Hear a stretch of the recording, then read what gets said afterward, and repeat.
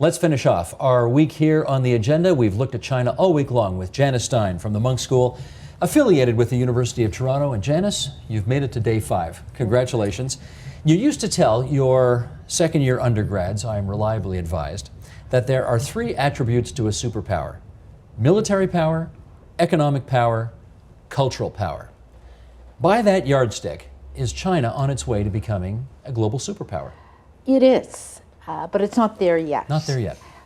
One of the things that people are looking at on the military side, Steve, is China is finally moving to develop a blue water navy, which means a navy that can, in fact, operate in all the big oceans of the world. That has a lot of people very worried. They're asking why, in fact, is China moving up the stage to become a global naval power.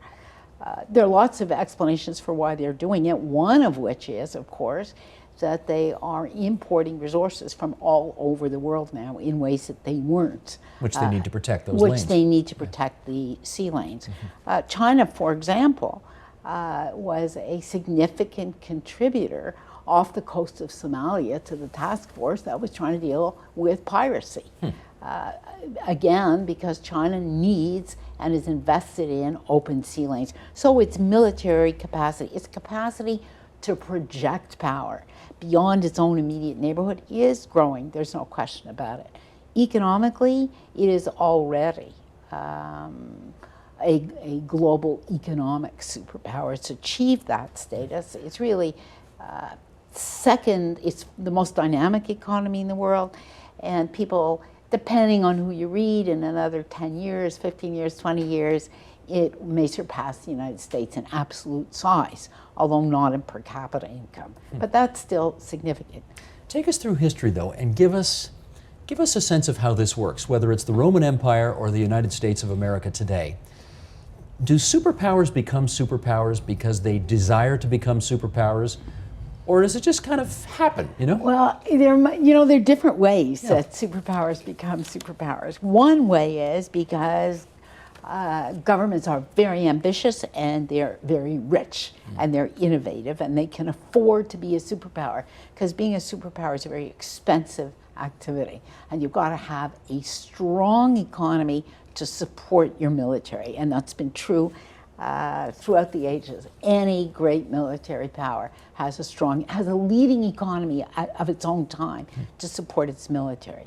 China is clearly not yet in that category, in that its highest priority is to create jobs, bring people into the cities. It's got huge challenges, and although it sustains a large military and a growing navy, it would be a tough call to suggest that China has enough spare capacity that would want to divert the economic resources necessary to get engaged as a superpower around the world.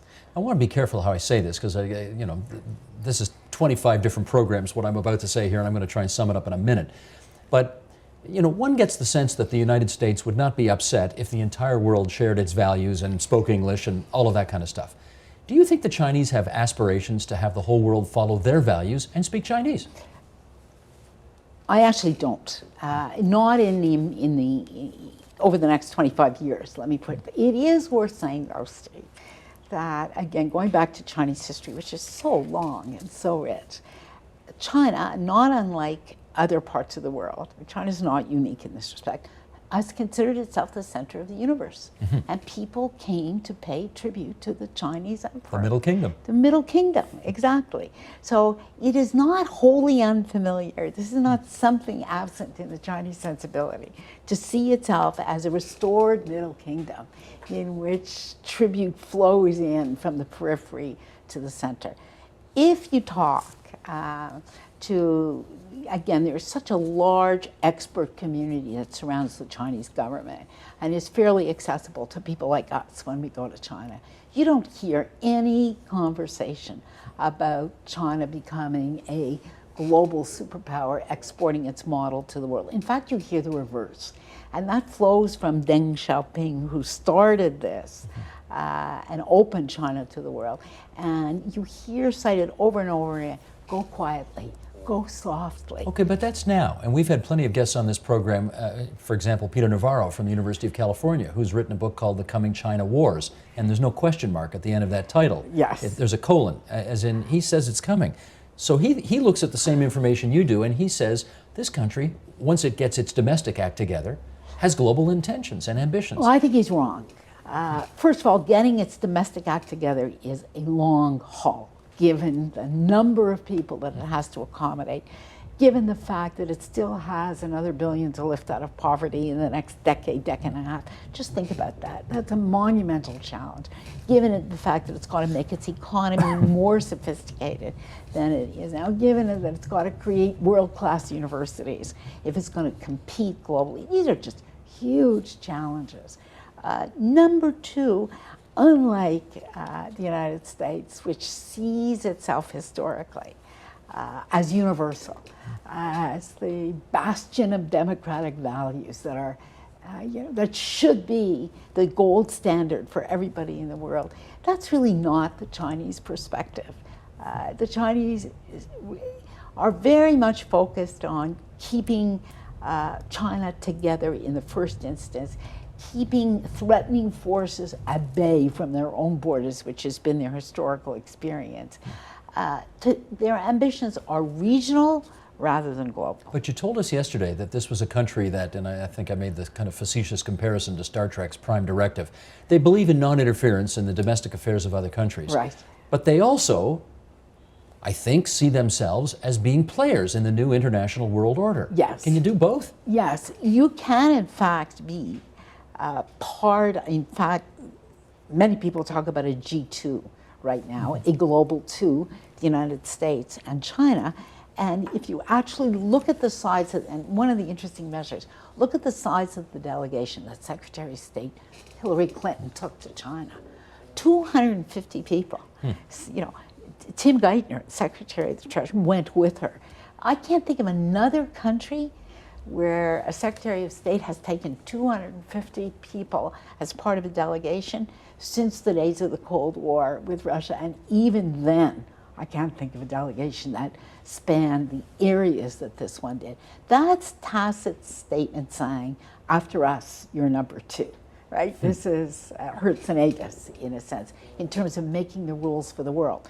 So China can be a rule maker in the world along with the United States without necessarily going down a warlike, aggressive path and challenging either its immediate neighbors or the United States directly. So I think Navarro's wrong. Let me bring up another angle here, and that is, we'll go back to your original chart, which is the military power, the economic power, the cultural power. You know, when you succeed at all three, you're a superpower.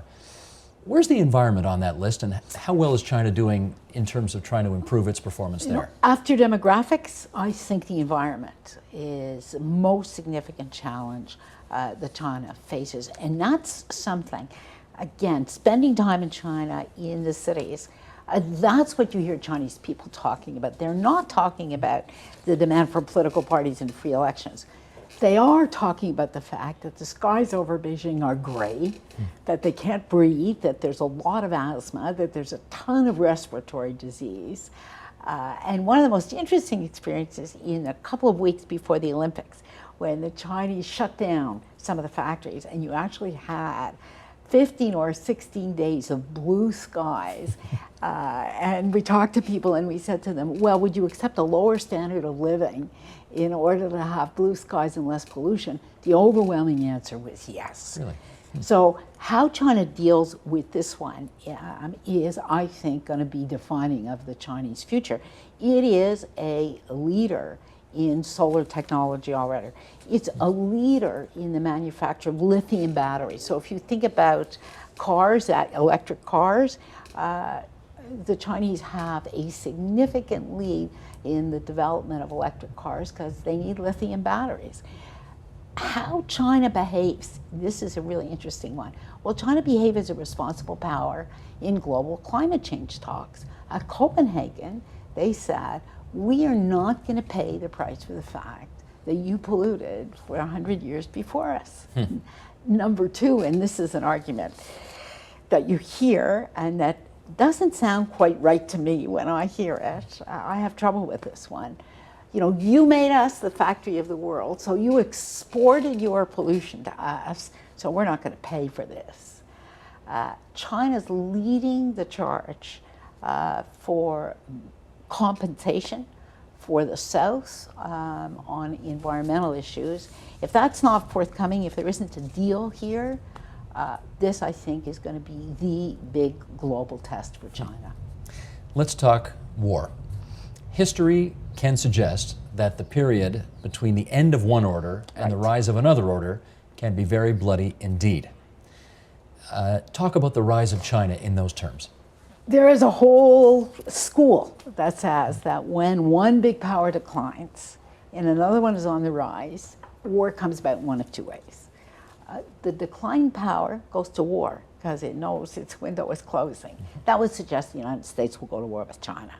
I do not consider that a likely possibility, really. I cannot conceive of the United States manufacturing an excuse to go to war with China in order to prevent a rising China. The discussion in the United States is very different. It's let's bring China in to the rules that we made, let's socialize China, let's ask China to be responsible. There's no serious discussion anywhere in the United States about a preemptive war against a rising China. China today does not look like the Soviet Union of the 1950s. It really doesn't. It really doesn't. You know, you don't have a Chinese leader going to the United Nations, thumping the table and saying, we will bury you, as Nikita Khrushchev does. On the contrary, you hear a Chinese government saying, we're going to play by the rules of the game as long as you don't interfere in our domestic issues.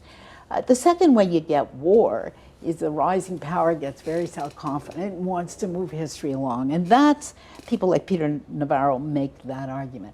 I think that's unlikely. China is so powerful economically. It's getting the resources it needs without using military force. It's a hugely expensive way to do things. Chinese are very sophisticated. And we don't have an example, really, of the Chinese unilaterally starting a war. But those examples, both those examples you just gave, suggest a country... Orderly transition. Well, and even beyond that, an action taken by a country with intent. Right. Go back 100 years to World War I, where the world kind of stumbled into war, and the world order changed, you know, stupidly, by accident, with, you know, a series of crazy mistakes. There's a long That's possible here, too. That's always possible. There's a long history of miscalculated war.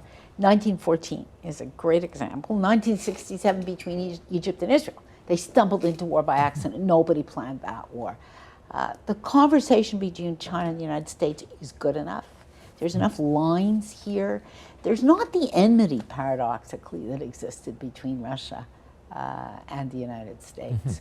They meet, they talk all the time. A lot of information is exchanged. They're also further away. They're not, you know, Russia bumping up against some of the closest friends the United States had in Europe. Europe divided down the middle, American forces, eyeball to eyeball with Russian forces. We don't really have that kind of proximity that can give rise to an accidental war. So I don't think that's likely either. Even with Taiwan out there. Even with Taiwan out there. Taiwan is a mutual problem for both the United States and China, and the relationship between Taiwan and China today is not what it was even 5 years ago. Okay. You can now fly directly between Taiwan and Shanghai. You used to have to go around through Hong Kong. I don't see war in the future. So with a minute to go here, let me ask you, we've been at this for 5 days now, China. If you had to, the answer to this question we won't know until you and I are both long gone, but let's try it anyway. Your money's on authoritarian capitalism or your money's on liberal democracy? Which in the end wins? My money's on liberal democracy. My money's on liberal democracy because ultimately innovation is what powers economic growth. Innovation is what leads to growth that removes inequity. You can't innovate if you're not free so what you're to saying say is, what you think and make mistakes. So China's eventually going to, you believe, come more our way. China will eventually have to confront that contradiction. It may not go our way, but if it doesn't open and allow people to fail and to try and to experiment, it'll be number two. Janice, it's been great of you to spend so much time with us all week long. It's been a pleasure. Really enjoyed it. Thanks so much.